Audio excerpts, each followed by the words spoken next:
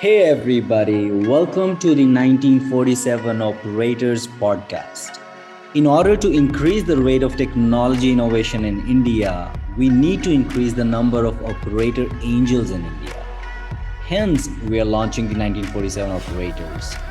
1947 Operators is a podcast that unpacks the investing journey of the best operator angels in India. We will be covering areas like what drove them into angel investing, what's their investing process like, how do they source deals, pick deals, and win deals, how do they evaluate founders and the market size, what value do they bring to the cap table. We're hoping the 1947 Operators podcast will help more operators start their angel investing journey.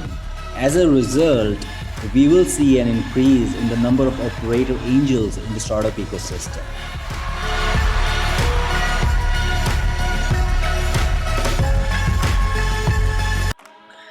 Today we had Mohit Sadaani on the 1947 Operators podcast.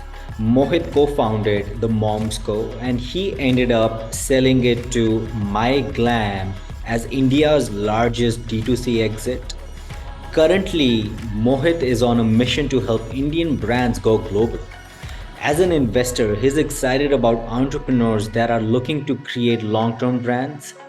On this episode, we covered areas like what drove him into angel investing, what's his investing process like, how does he evaluate founders, importance of having operator angels on the cap table, his advice to upcoming operator angels on how to get started, what frameworks to have when thinking about getting brand ambassadors, what works and what doesn't, and who is he outside of work.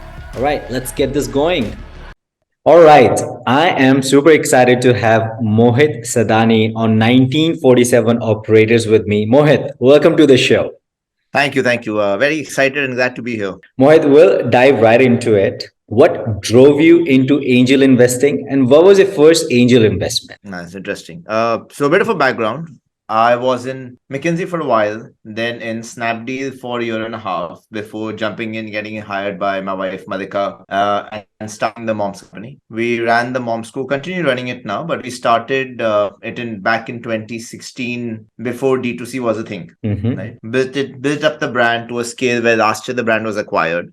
Yeah. And so in that acquisition, we had a bit of free money, essentially, or like a little bit of capital that we finally generated after being broke for very long. I think through the years, a few things have really inspired me, which is why angel investing. One was, as I look back at my career, there's a bunch of friends from McKinsey who went out and angel invested.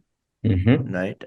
So that leg around, hey, these are guys not even from the startup ecosystem. They don't really know what's going on, but they still have interesting opportunities. That was sort of playing on my mind. I saw up close and actually had a bunch of discussions with Kunal and Rohit at Snapdeal, and then they ended up creating Titan, right?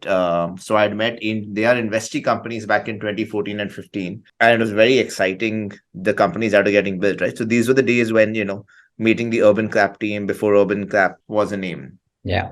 At that space. So I thought it's very exciting. And then third, during our own time at the Moms company, when we went out to fundraise, we had a couple of angels on, on our cap table who added incredible value, right? These were mentors. They helped us build out the business, build out the brand. And I owe a lot of the credit and success of the Moms go to them. So as we started to exit and actually get some capital that we could deploy ourselves, I think the question Malika and I asked is, what is a way in which we can be most helpful to founders now starting up? We refuse to take advice or equity in exchange for advice, because I think that's just lopsided incentives and it's very unfair on founders. So our way, it's a very selfish motive, is how can we be the most helpful to founders starting off in their journey, people we're excited by, and doing it in a way that is most fair to founders, right? And so we said, look, we'll deploy equity, but the equity also comes in with Malika's and my help whenever you want it. That's the sort of space that we ended up and started venturing into angel investing last year. Today, we are about 15 deals in, an interesting, amazing set of founders that we are working with. Obviously, very, very early days. Some of them have gone on to raise their Series A. But yeah, it's been an exciting journey so far. Hopefully, we keep at this space for a few years. Got it. And Mohit, who was the first angel investor in Moms Co? So we had 7 investors, 2 very notable ones actually. One is a guy called Nandu Nandkishore. Mm-hmm. He retired as a board member at Nestle, right? And serendipity, in fact, our first office was the library in the condo where we stay, where we met Mm-hmm. another person who was deal making, and we overheard him, and he said, "Oh, what are you doing? What are you doing?" That's how the conversation started. Yeah. He said, "You must meet Nandu. Nandu's a great guy, based in Chandigarh, actually, ex board member at Nestle." And he said, Mm-hmm. "Fantastic, right? If we think about how do you create safety and trust in a Mm-hmm. brand like the Mom's Company, which is in the mom and baby space, Nandu's the guy for it." And so Mm-hmm. we got him on board as an angel investor. Mm-hmm. And the second one, who had a very notable difference, is a guy called Shripad Nadkarni. Mm-hmm. Again, a friend connected us to Shripad. Shripad used to be the marketing head at Johnson's in India, and then Mm-hmm. over the time had a consulting company of his own, and has gone out and done brand consulting for over 200 brands in the country. Mm-hmm. Right. So when we walked out and said, "Who is the person who understands the Indian mom the most?" Shripad is the guy. And so Mm-hmm. we got him on board as an angel investor as well. Got it. Mohit, I think so. You said you've done about 15 investments. Would love to understand your investing process. How do you source deals and how do you evaluate founders? Okay, let's start with the last one first, because I think that's the most important. I look at three criteria, and this has evolved, right? So it's very early days. I think this is an art that you learn over time, right? So with that caveat, the way I think of investing is I don't have the ability or resources to do due diligence in companies, right? So on the company side, what I tend to do is I try and source deals from friends, family, network that are built up over the years, both on the consulting side, on the investment banking or investing side, and on the entrepreneur side, right? So there's sort of broad pools of networks that I have. All of are now active into the investing. Usually, I'll wait for any of them to lead a deal, and then we have a discussion, because these are all people who have far more experience than me for now, Yeah. right? Or people who have organizations behind them doing diligence, right? So I think that one caveat, saying, hey, on the company side, I try and not take risk. I try and leverage on someone else's benefit, right? So I have so far co-invested with syndicate individuals and with VCs as well, Mm-hmm. right? That's one sort of filter that I say, hey, I will not take the diligence risk, Yeah. right? After that starts the more interesting part, which is meeting with the founders. Over time, I think what's worked best for me is a three-part criteria on working with the founders, right? So the Mm-hmm. most important for me is actually founder fit. I think given capital efficiency and the ask for, hey, creating, very high returns in Indian market, which is a tough market to be in, the the idea that the founder has worked in this space in the past for me is very critical. So either they've worked in this past. So if they're doing B2B in steel, they've done B2B in steel. Yeah. If they are doing climate tech, then they have some relevance of being in climate tech, right? If they're doing SaaS, then they have the right tech background and the ability that even without a CTO, they can scale the business, right? So first is founder fit, saying, are you as a founder uniquely positioned to crack this problem better than others? Mm-hmm. Right. The second is I look at founder clarity. So I tend to ask a lot of probing questions on GTM, on the financials, on how you will do this. I fully understand that 90% of those answers will be wrong, right? And the answers will evolve over time as you grow the business and as you scale. But Yeah. the idea is having a clear answer on that shows that, hey, you are at least thinking about it, right? If someone comes back and says, oh, we think about that problem when we come to it, I think you underestimate how much speed it takes out of the business. So I Mm-hmm. look at that. And last and the simplest one is founder fun, right? If I get stuck with this guy on an airport somewhere, or once in a month, do I want to actually go out and have beer with the person? And the simple reason is, we've gone through lots of ups and downs ourselves at the Momsco. I know every founder will go through ups and downs. At that point of time, I want them to be comfortable to pick up the phone and reach out to me. And that sort of rapport only gets built when you're not doing business, right? So if you're only meeting the person in reviews, it's not going to be fun or helpful. So when things go to shit, will we be there for each other? I think that's an important criteria. Love the framework, founder fit, founder clarity, and founder fun. Yeah, yeah. And Mohit, you've done around 15 investments. What are the typical check sizes, and what kind of industries are you most obsessed about or interested in? I try and do check sizes between 10 to 15 lakhs each. That's a company size that I want to back. I think around that size. I started my investing journey with D2C other brands because that's what I understood the best. And then very quickly went on from brands to D2C enablers because with so many brands, obviously, you know, when there is a gold rush, you build a shovel, right? So as D2C brands proliferate across the country and become far easier to launch, the shovels will do very well. So I've invested around influencer monetization, logistics, checkout, tech, etc., on the D2C enabler space. Yeah.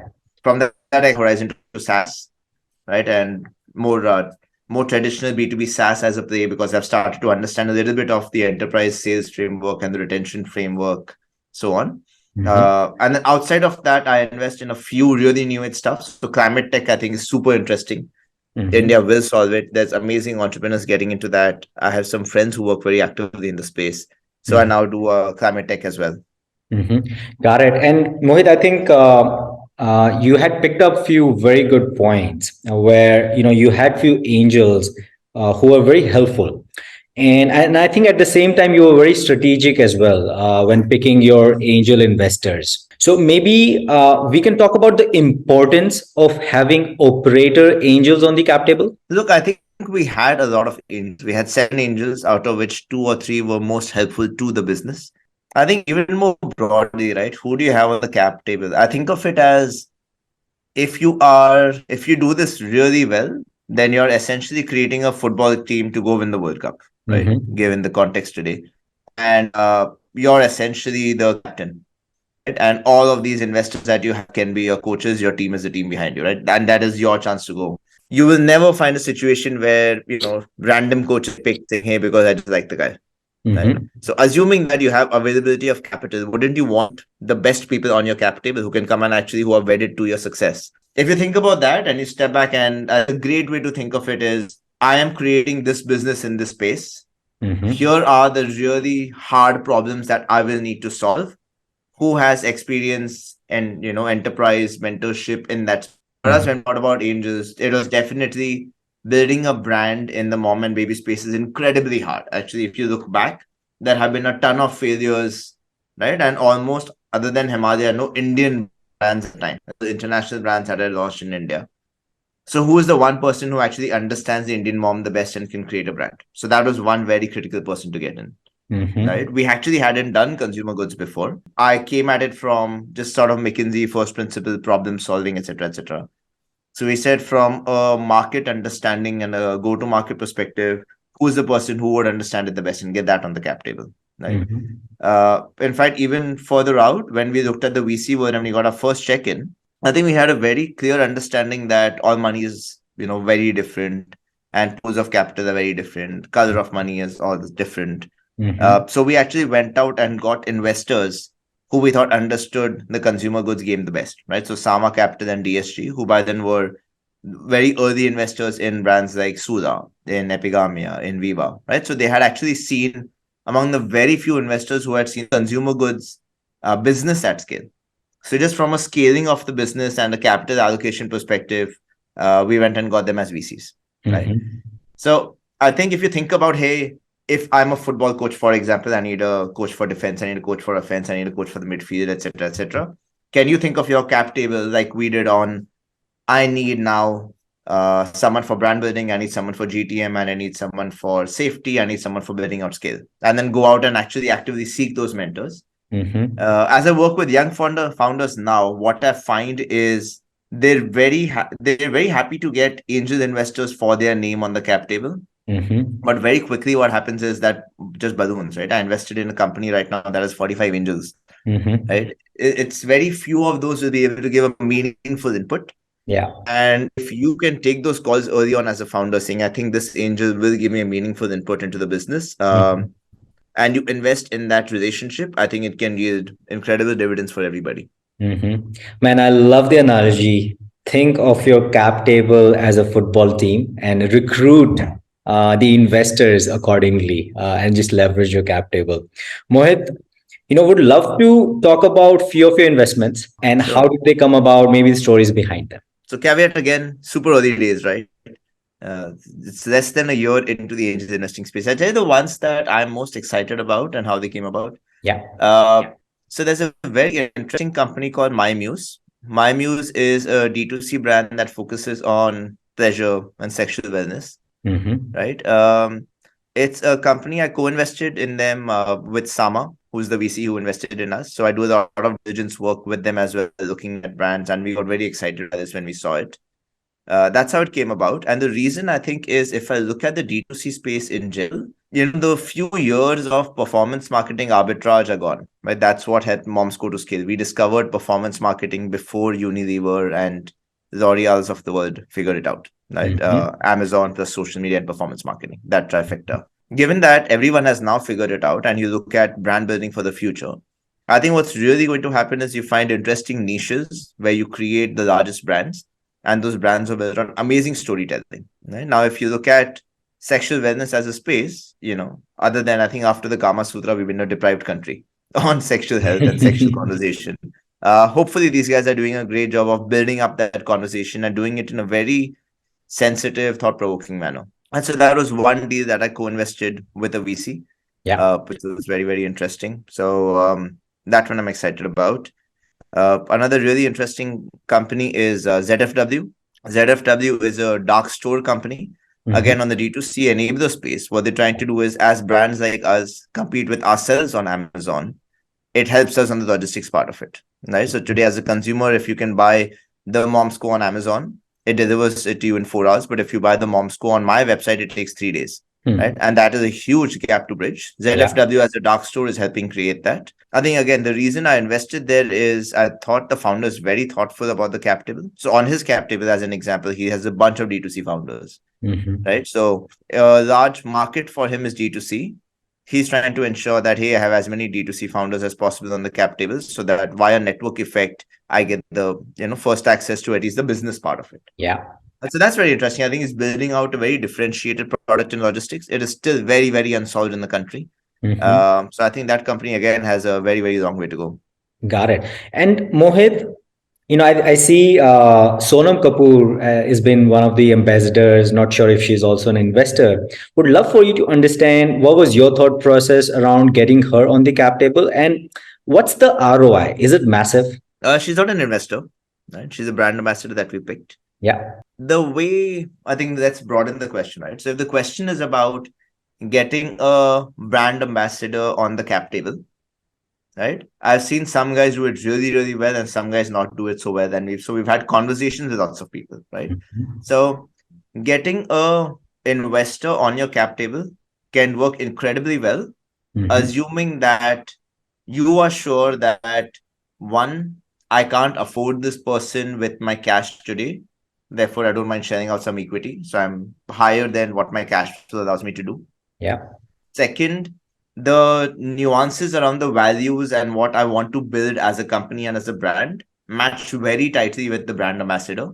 And so, Mm-hmm. in the long term, as the brand ambassador's brands gets built, right, around, let's say, in our case, naturalness, toxin free, honest, authentic, I see the brand ambassador also building her own profile in that same way, right? So the brand and the brand ambassador grow together. And if Mm-hmm. you can see that journey for the next 3, 4 years, then it's a great bet because it's like you're investing early. The reason where a celebrity doesn't work out, right, is when the celebrity herself or himself is in a state of flux, right? So, for example, they are moving out from being an active sports player to be a sports coach.